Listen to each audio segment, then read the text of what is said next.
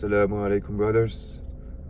This is going to be the beginning of a new series I'm thinking of doing on on YouTube. It's going to be Sacred Conversations, Sacred Convos for short, and this is pretty much episode 1 that we're going to be talking about. So right now it's about 6:27 a.m. Just got done with praying Fajr in the Masjid. Not trying to like brag about this or anything. This is really, a favor from Allah that we ask His acceptance for, and something that's only from Him, because this is praying, doing any good deed for that matter, it has to be given tawfiq. Like, we have to be given tawfiq, which is the closest translation I can really come up with, is just the ability and just even the awareness to do the actions which are beloved to Allah. So when it comes to praying Fajr in the Masjid, it's one of those things where you really see that tawfiq play into this. And I want to actually talk about what praying Fajr in the Masjid can really do for you as a Muslim man, because I've been doing this. I haven't been the most consistent. I haven't been doing this every single day, but on the days, like, it's been more frequent now. I would say a good couple of times a week, I'm able to come here and pray Fajr with everyone and really just start my day off the right note. And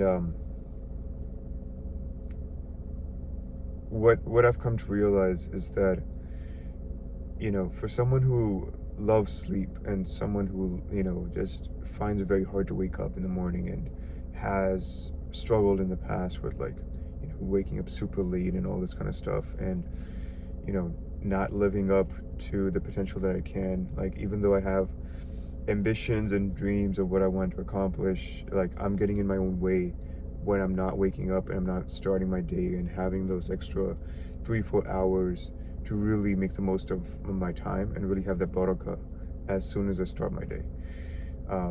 And barakah is a whole different concept entirely, in terms of like what that does and how you really truly feel it, and how, like, as soon as you start your day off on the right note, you get so much done in the first 2, 3, 4 hours that you really can't replicate during the rest of the day. Like, you could make the argument that 2, 3, 4 hours at any time of the day are good as any, and it couldn't be farther from the truth. Like, and I know that trying to do deep work at night when you're trying to go to sleep is just the most unproductive thing. Like, you can do some like management work, and you can kind of get some things just ticked off your to-do list, but needle moving work and work that really puts you in the right position to achieve the goals that you want, that can only be really done in the morning. And the earlier the better, but I digress in terms of like what I was trying to communicate.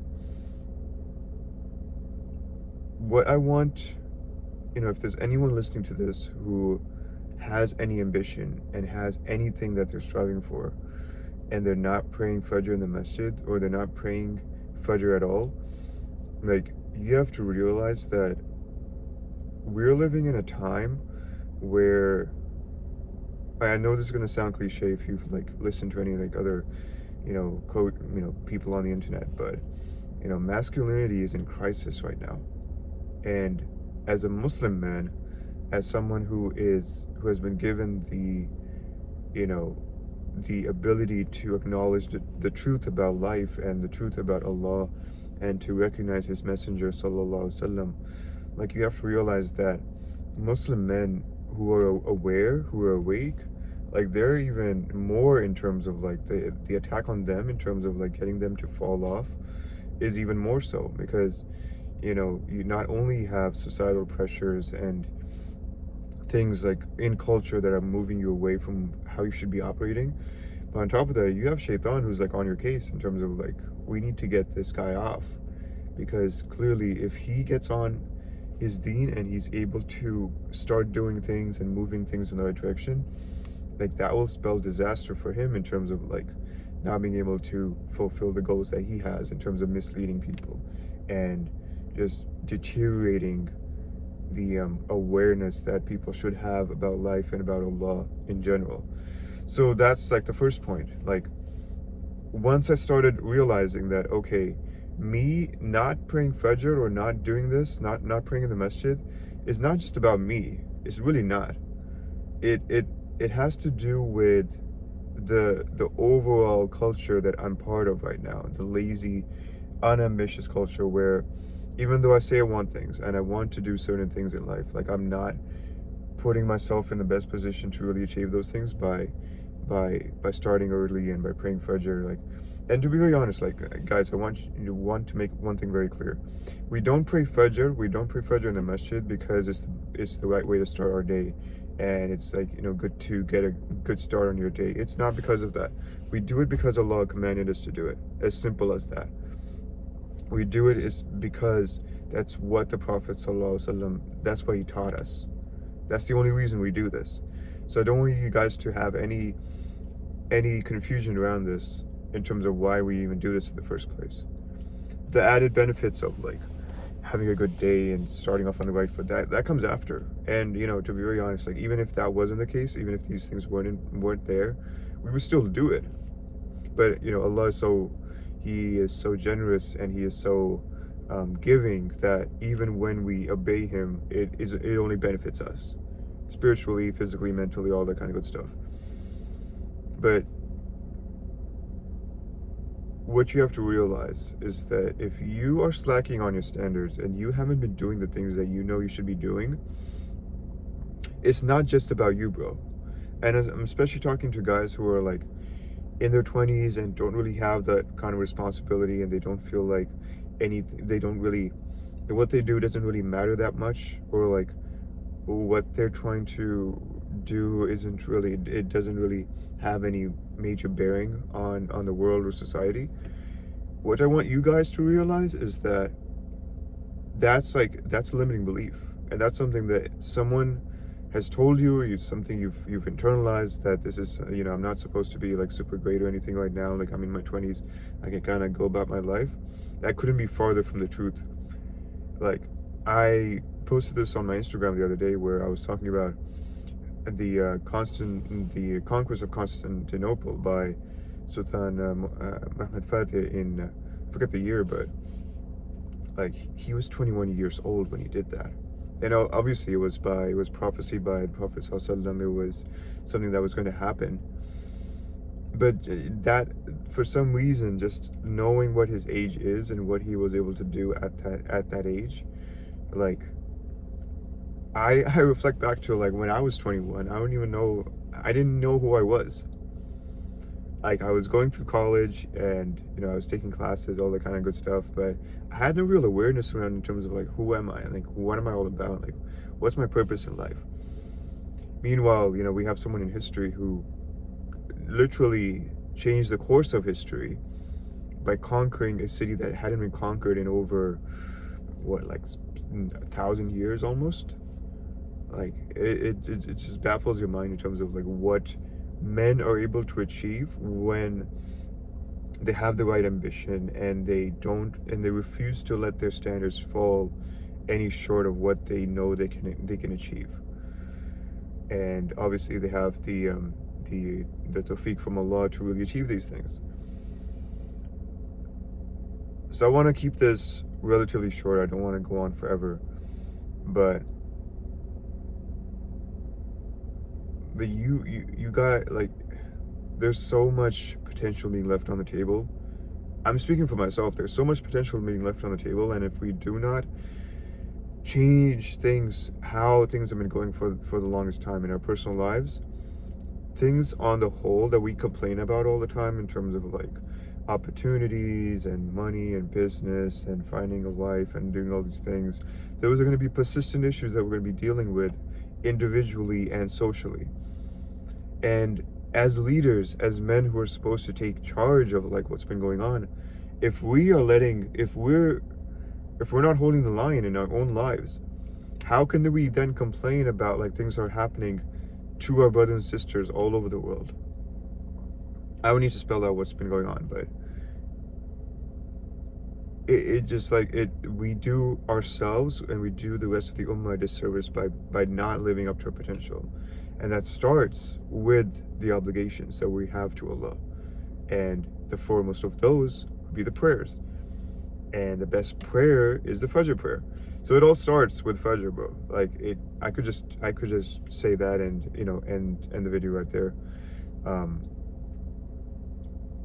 But guys, like when it comes to your own lives, understand that you have so much potential that you can live for, and that you can really accomplish in this life.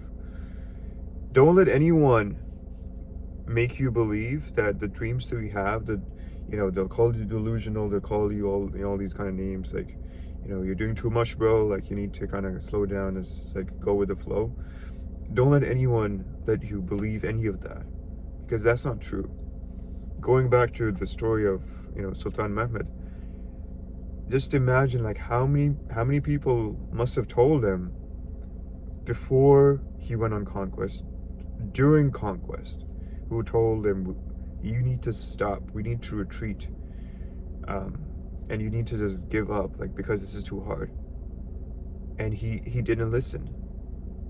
He was disobedient. He was hell-bent. I shouldn't even use that word, but like he was just so determined to achieve his goals. And it wasn't for personal gain either. This was something that had been prophesied by the Prophet ﷺ. So like he was living out hopes of achieving that and gaining the reward in the afterlife in terms of what that would do for the Muslim Ummah and how it would revolutionize the Islamic world. And it did. So guys, I'm not saying that what you're going to be doing is going to be prophesied in the same way, but we should believe in our delusions. We should believe in having things that outlive us, and having dreams that we can look back on and say, I did that for the sake of Allah, so I hope that's accepted. Like we shouldn't live these small lives where we're timid, we're scared, we don't want to express our masculinity or our Islam because we're like, oh, people think this, that, and the other of us, bro. This is, that might have been true of like the previous generation, where they were just like trying to just make it and all that kind of stuff. And even then, there's no excuse. Like what you do on a daily basis in terms of living out your Islam and being the kind of strong Muslim that you can, you have no idea who it could impact and who it could really show the possibility of what they can achieve with their own life. Like, I want to end on this note. You're being selfish if you do not live up to the highest standard that you can. And it will take a degree of selfishness to achieve those things, because you'll have to cut off the opinions of other people. I'm not saying you'll have to cut off people entirely, but you'll have to stop listening to people who are telling you that you should live this realistic life and not do the things that you are called to. So it will be seen as selfish. But on the other side of that, there will be the goals that you will achieve, the prosperity that you will create for yourself and your family, and just the higher level of standard you will be setting for yourself. And that will gain you the respect and just the admiration that you would have achieved had you listened to those other people 10 times over, 100 times over, because they will see what's possible when you live out your potential. It all starts with demanding more from ourselves. It's as simple as that, guys. Like, if you have anything that you want to achieve, understand that if it's possible within the laws of physics, it will be possible in reality. Of course, all by the will of Allah. But understand that nothing is truly outside the bounds of reality. As long as you get to work on it, as long as you get to believe in it, as long as you have enough life to achieve it, it can be done. Whether it's transforming your own body, whether it's creating a successful business, whether it's retiring your parents, whether it's like, doing something for the community, for the ummah that will bring it out of this state of despair that it's in and bring it into the light of prosperity once again, like all these things are possible. It all starts with us as Muslim men rediscovering what our potential is. So guys, I'm gonna leave it right there. I'm gonna do more of these sacred conversations as I can, inshallah, and I'll see you guys in the next video. Assalamu alaikum.